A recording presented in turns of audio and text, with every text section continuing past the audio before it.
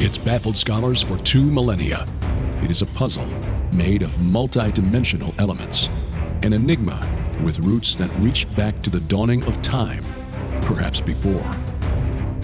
Daniel explained part of it. Ezekiel and Isaiah had glimpses into it.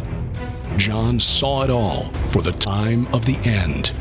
That time is now. Join Derek and Sharon Gilbert on a journey that spans the course of history, from Eden to Mount Hermon, from Hermon to Babel, from Babel to Rome, from Rome to the cross, and from there to us.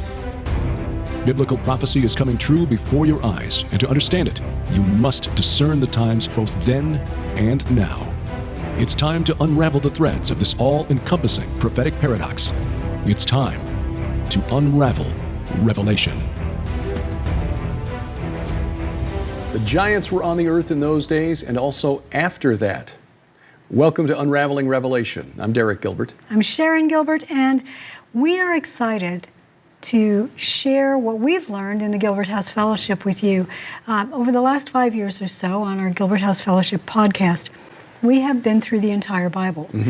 And as we studied the book of Revelation, we kept saying, everybody wants to know how to interpret these signs and the various, is this a metaphor? Is this literal? What does this mean? Who is this going to be? How do you solve the code? Well, we're going to try to help you do that. But the way we do it is different. We're not going to start with Revelation 1:1.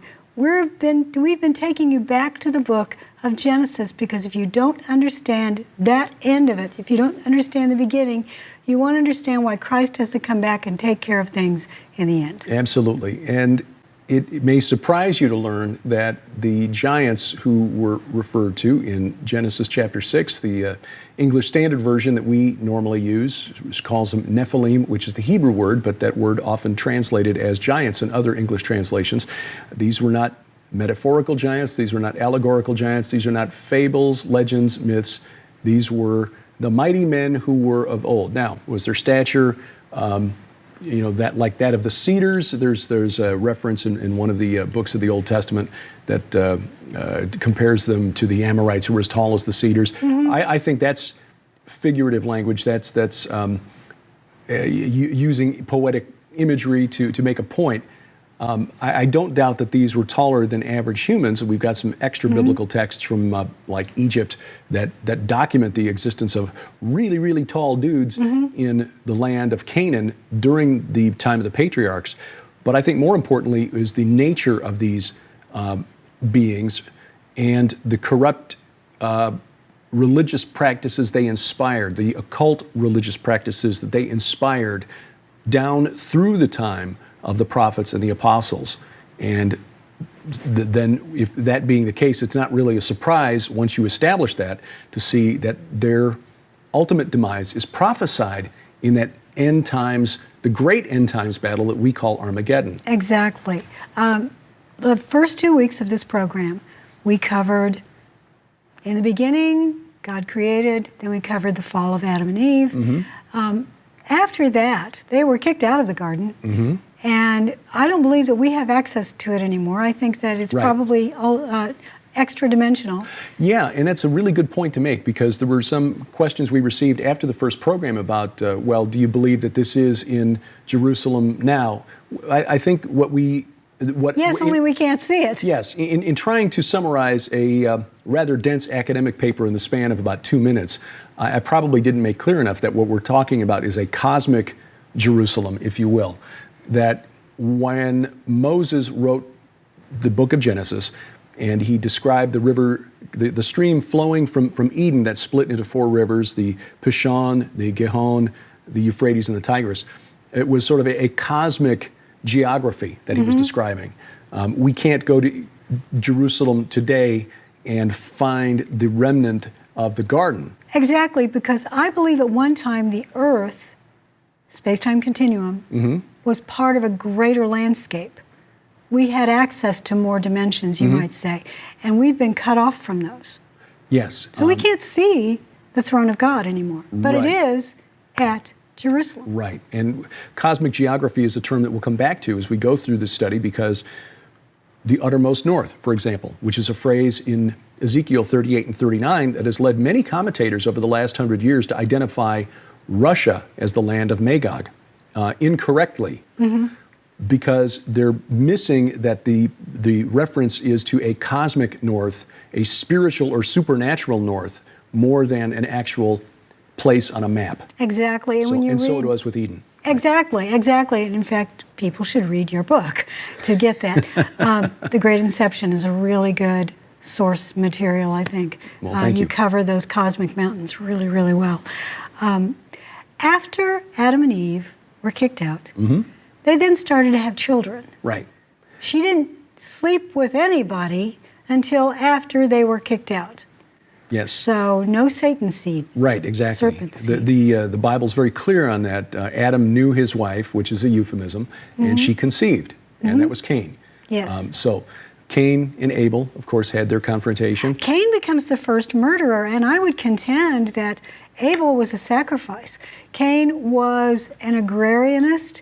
He farmed. That's what he thought was the good offering to make. It's very likely, I believe, that there were spirits whispering into Cain's ear and telling him that that offering was going to be accepted.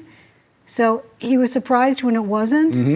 And it also could be that these very same grain gods, fertility gods that were in his fields said, you know, you're going to do even better and we'll take care of you. But boy, we really are hungry. It would really help if we could just anoint the land with some blood, because the land, earth swallows up Abel's blood. Right. It's difficult to understand, and we're not given a thorough explanation of it in the Bible. No, we're really not. But I would say that there is room for that speculation. Certainly after that, Cain took off. He went toward the east, toward the land of Nod. Yeah, which is the land of wandering. Wandering, exactly. Right. So he was the first traveler. Oh, that's an interesting point. Bedouin. Yeah. He was the first murderer, and he became the first traveler. Right. And travelers are important when you start to study end times, because the book that we're writing, that's going to come out this probably late October, early November, is all about veneration of the dead, the Rephaim, the spirits of the giants. Right. And that's a phrase that will be very important. And again, that connects it to end times prophecy. Exactly, because we'll be getting to that when we study Revelation, Daniel, and Ezekiel. So the incident at Babel, which will connect to Cain when we talk about that, because that's the third major rebellion. You know, the garden being the first one, the one we'll talk about today on Mount Hermon, and then the incident at Babel, which... The incident at Babel. Yeah, sounds like a thriller, doesn't it? Doesn't it? Yeah. So we'll talk about that and how the location of Babel is connected to Cain. So there's some interesting linguistics and etymological connections. I would argue that what was being attempted there was to reconnect with the other realms. Yes. The ones we'd lost. Right. To force the door. I agree. And that location for the city of Eridu is really significant. But we'll get to that possibly next week. Yes, spoiler alerts. Of course, Genesis 6 is one of those weird sections of Scripture, and as our friend Dr. Michael Heiser points out, if it's in the Bible and it's weird, it's important. Genesis 6, beginning in verse 1, when man began to multiply on the face of the land and daughters were born to them, the sons of God saw that the daughters of men were attractive. Okay, stop there. Sons of God. B'nai ha-Elohim. This is often taken to mean by Bible teachers, ever since the days of Augustine, really, in the 5th century, to mean human judges or the sons of Seth, who was the third son of Adam and Eve, and that the daughters of man were wicked. They were the daughters of Cain. Doesn't really make sense logically, spiritually, especially linguistically. When you look at the phrase B'nai ha-Elohim and compare it with the rest of the Old Testament and the way it's used, it always, underline always, means spiritual beings, the angelic realm. It does not ever mean anything but sons of God, the angels, the divine council. These are what we call the watchers. Right. And interestingly, the Septuagint translation, which is the translation that Jewish scholars about 200 years before the birth of Jesus took older Hebrew texts, which we no longer have access to. Right. They've been lost. But they translated older Hebrew texts into Greek because by the 3rd century BC, the 200 BC or thereabouts, most of the places where the Jews lived, Israel, Canaan, Lebanon, that area there, the Levant, had been controlled by Greek speakers since the time of Alexander the Great, who invaded the area around, I think, in the 330s BC. So they wanted the Jews who now spoke and read Greek to be able to still read the scriptures. Well, and the Septuagint is valuable for two reasons. Not Yes. only because they had older manuscripts that we no longer have access to, but also because they understood the culture at the time. Yeah. So when they were looking at these to translate them, they couched them in phrases that they knew. In Right. other words, they got it. Yes. We've lost that. It's a window into the mind of religious Jewish scholars, Jewish religious scholars, a couple hundred years before Jesus. Yes. And the translation I'm reading from now is available from Logos Bible Software. It's the Lexham, so it's a more modern English translation of the Septuagint Greek. And they render Genesis 6, verse 2 this way. Instead of the sons of God, they say the angels of God, having seen the daughters of humans, that they were beautiful, took for themselves women from all whom they picked out. So they understood very clearly that this phrase, sons of God, really means angels. So that right there should put to rest, hopefully, I know it won't, but it should, put to rest the idea that these sons of God in Genesis 6 were somehow humans. They were not. Verse 3, then the Lord said, my spirit shall not abide in man forever, for he is flesh. His days shall be 120 years. What does that mean specifically? We can debate that, but It may mean from the point of that decree that it would be 120 years until the he flood. closed the doors and Right. the flood began. Or it may mean that God decided, okay, I'm going to shorten human lifespan so they no longer live 5, Except 6, that they 800 didn't years. only live 120 years after that. No, it took a while before, it was after the days of Abraham Yes. that really... Yes, that's how we would interpret that today, because Yes. if we had no genetic problems, our genes can actually replicate up to 145 years worth of times. Before they can no longer... Because when they get into the telomeres and you get into problems. Okay. Well, the Nephilim were on the earth in those days. This is verse 4. The Nephilim, or the giants, were on the earth in those days, and also afterward, when the sons of God, the B'nai Ha-Elohim, came into the daughters of men, and they bore children to them. These were the mighty men who were of old, the men of renown. Now, this is the only details that we get about these mighty men who were of old. In the Old Testament. In the Old Testament. We get other hints as to their identities in the New Testament, specifically 2 Peter 2:4 and Jude verses 6 and 7. And it is pretty clear from the context that they're talking about, because this is the only incident in the Bible where we see angels sinning, except for Satan, of course, Isaiah 14, Ezekiel 28. 2 Peter 2:4, well, Genesis 3.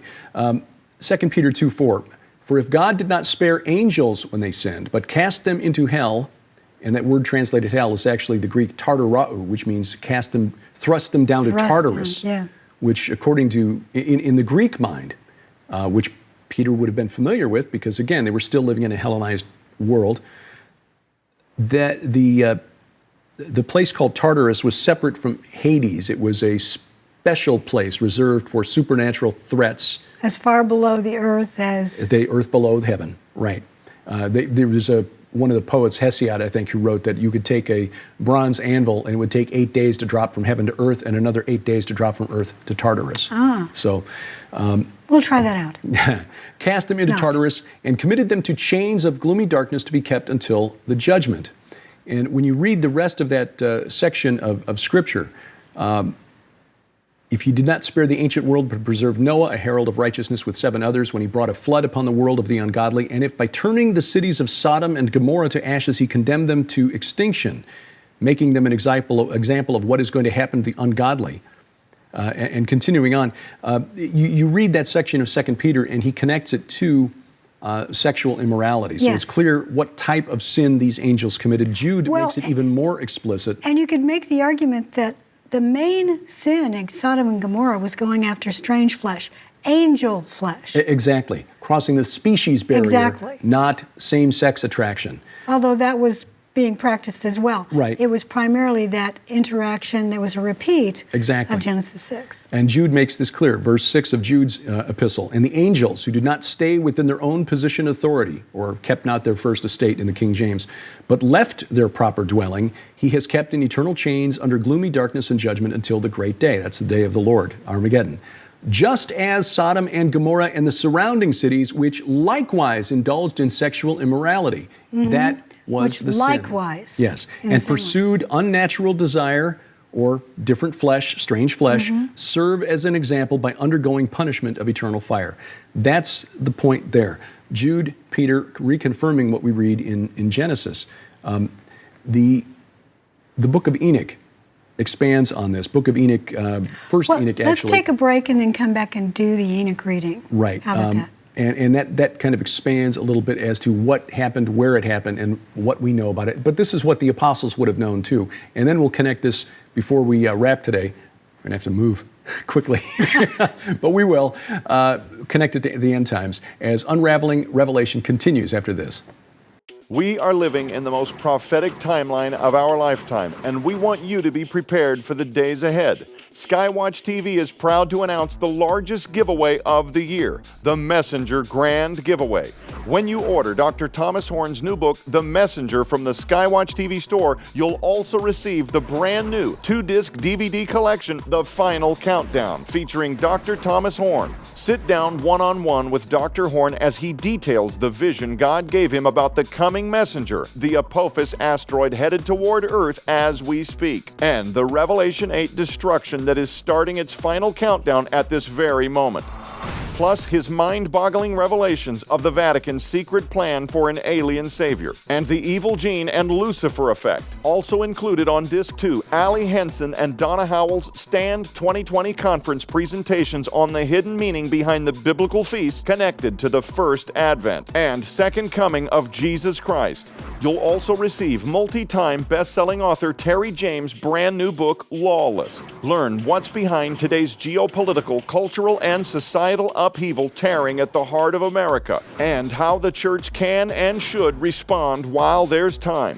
But we're just getting started. You'll also receive the new Best of Defender Publishing ebook collection on data disc. Now, for the first time ever, this must-have assortment features 100 of the most information-packed best-selling books in Defender history. These full-length works are in popular ebook formats so that you can read them on Kindle, EPUB, PDF, and other handheld electronic devices. Give this collection as the ultimate gift to somebody you know this holiday season, or take them with you wherever you go, valued at over $1,000 all by itself. But that's not all. With the holidays just around the corner, now's your chance to save big and receive a massive collection of merchandise. Also included in the Messenger Grand Giveaway is a gargantuan supply of surprise, super quality books on prophecy, discovery, and the supernatural. DVDs, audio sets, survival and organic living books to add to your library or to give away as gifts this holiday season. Sold separately, these items hold a retail value of over $1,200. Yours now for your donation of only $35 plus shipping and handling. This is the largest giveaway of the year, just in time for the holiday gift-giving season, and it's available only while supplies last, so don't delay. The Messenger Grand Giveaway, available now at skywatchtvstore.com. Order now or call 1-844-750-4985.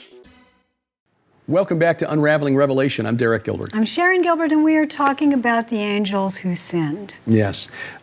The Book of Enoch, first Enoch actually, was well known in the ancient world. Jewish religious scholars knew this. I happen to have a copy right here. Oh, why do you happen to have a copy of the Book of Enoch? I happen to have there? a copy because if you like our Facebook page, Unraveling Revelation, you'll be automatically entered in our weekly drawing. And the past couple of weeks, we've given away a free copy of your book, The Great Inception. Mm-hmm. But this week, we're going to give away a free copy, this hardback edition of First Enoch.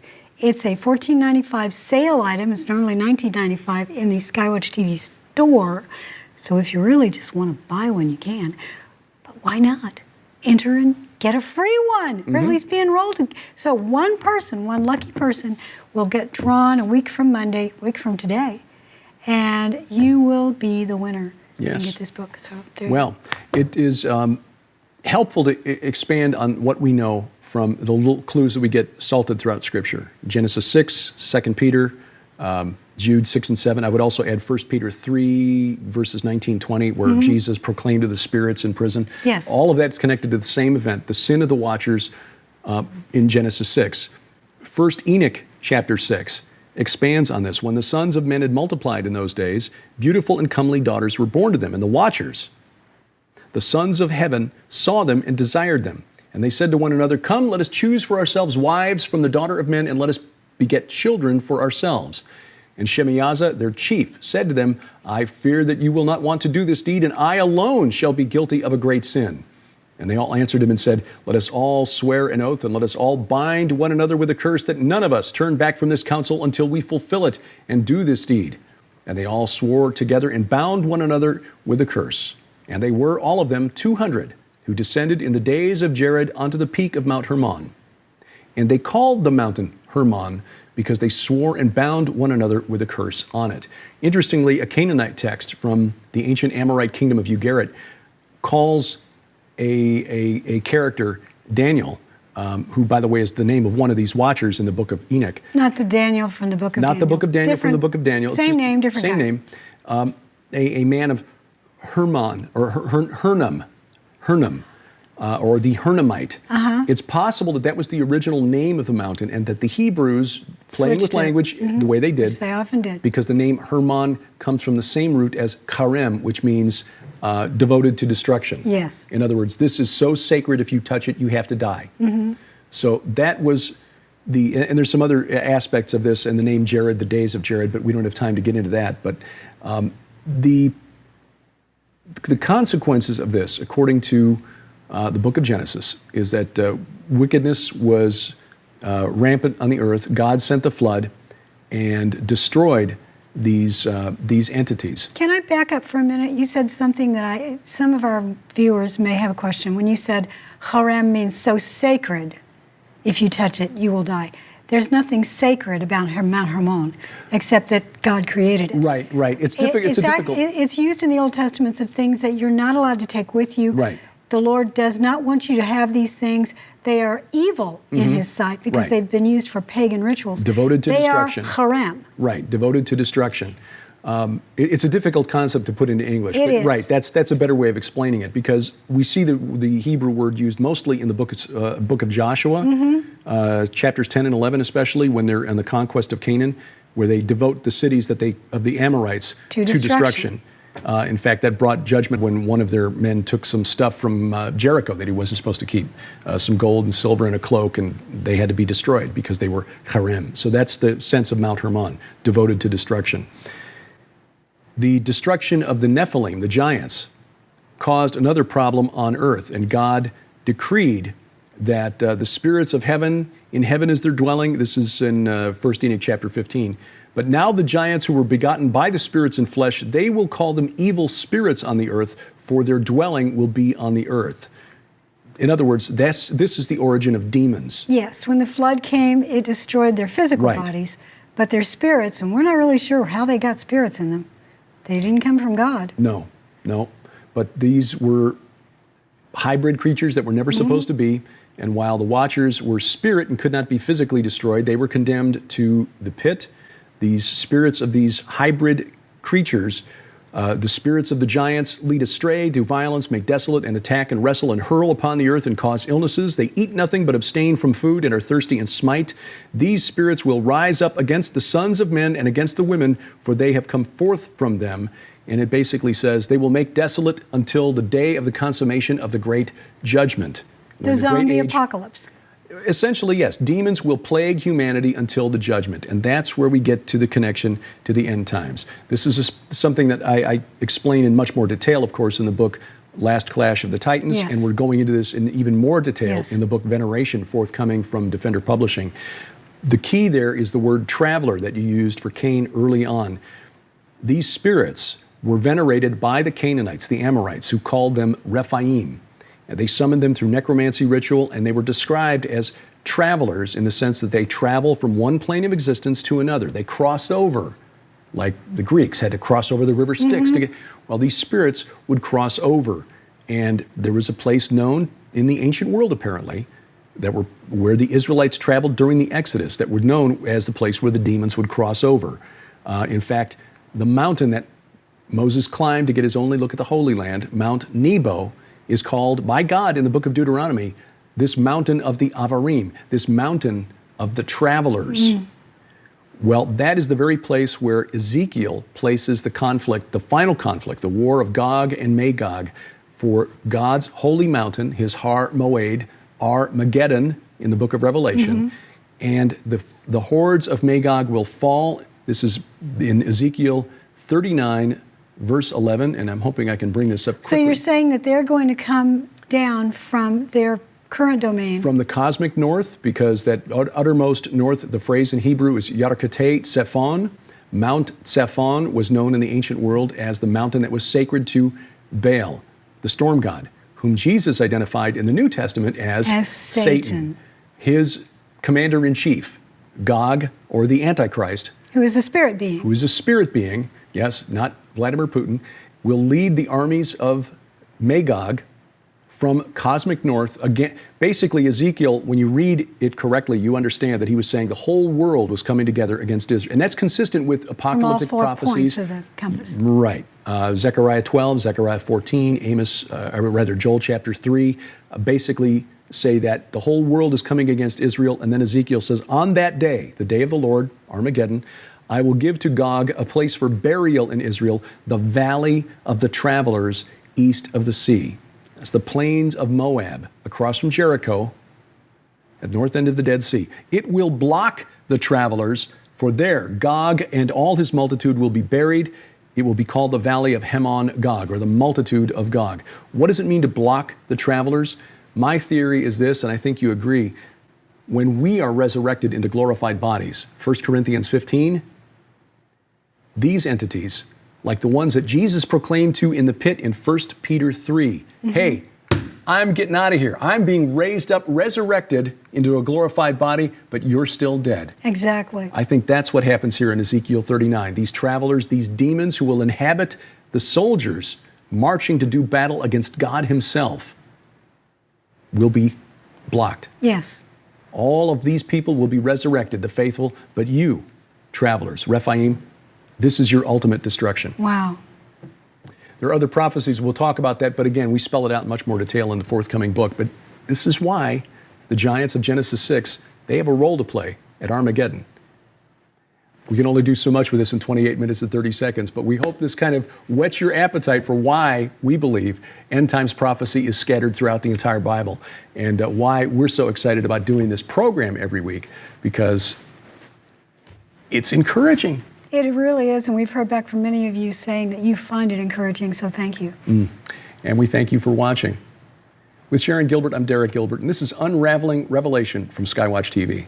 Unraveling Revelation is part of Skywatch TV, a viewer-supported ministry. To learn more about Skywatch TV and the work of our sister ministry, Whispering Ponies Ranch, please visit our website, skywatchtv.com. And please join us for our weekly study of the Bible, verse by verse in chronological order, online at gilberthouse.org.